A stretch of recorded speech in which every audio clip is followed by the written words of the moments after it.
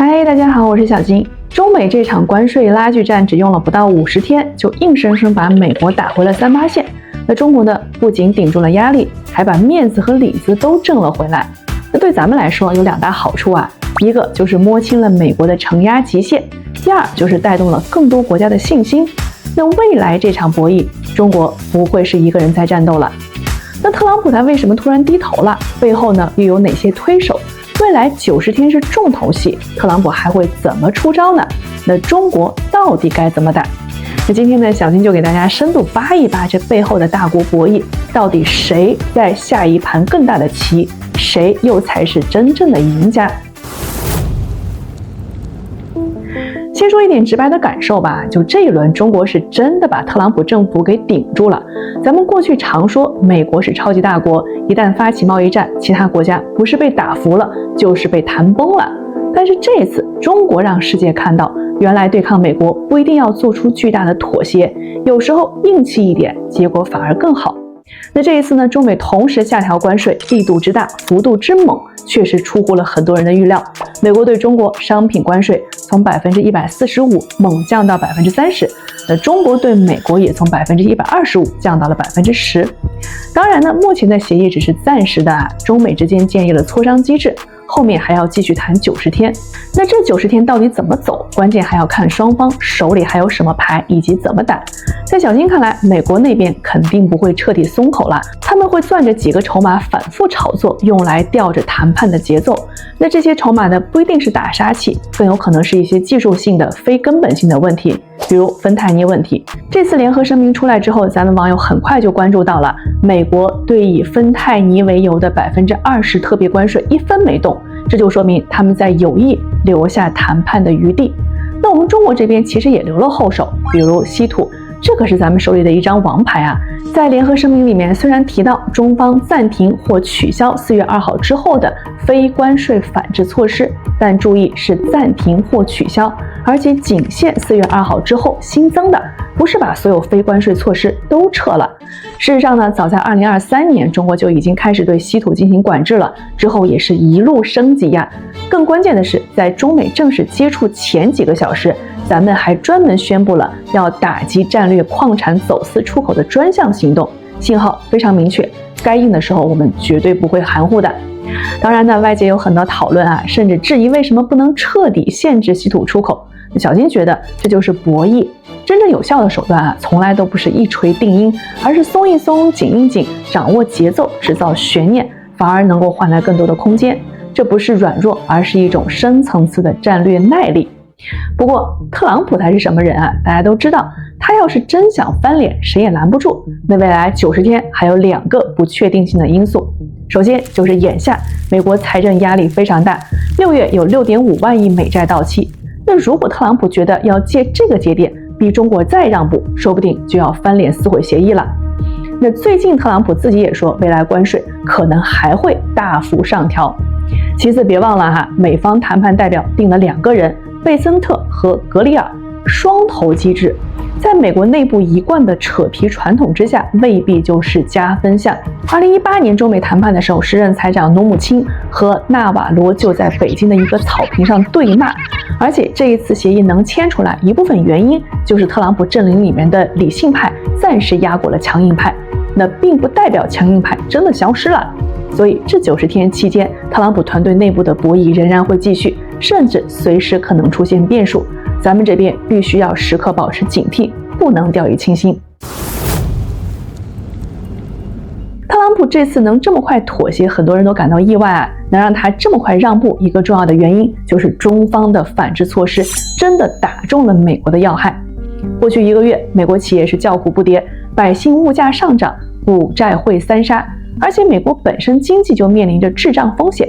那这种外部冲击无疑是火上浇油了，所以这一次声明一出，美股立刻大涨，这就说明市场其实早就憋着一口气，盼着中美能够和好。不过呢，真正让特朗普改变立场的不光是经济上的痛感，还有3个更深层次的战略因素。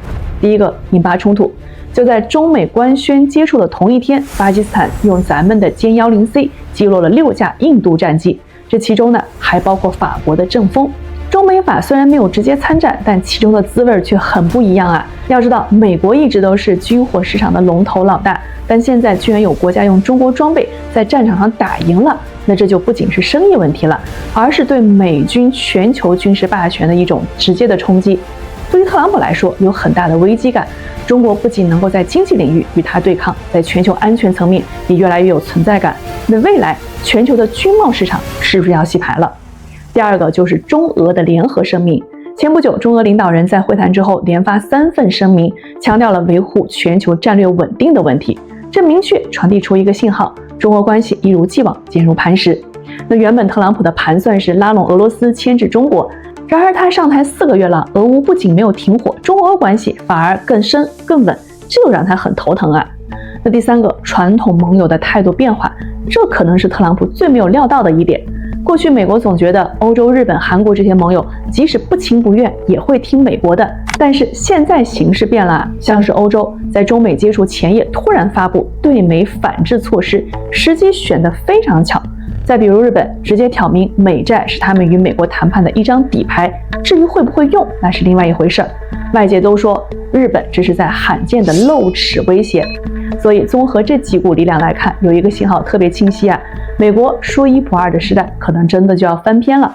特朗普这次的让步，表面上是中美关税战暂时缓和，其实背后更深层次的是整个旧秩序开始松动，尤其是美国周边的地缘格局正在悄悄变化。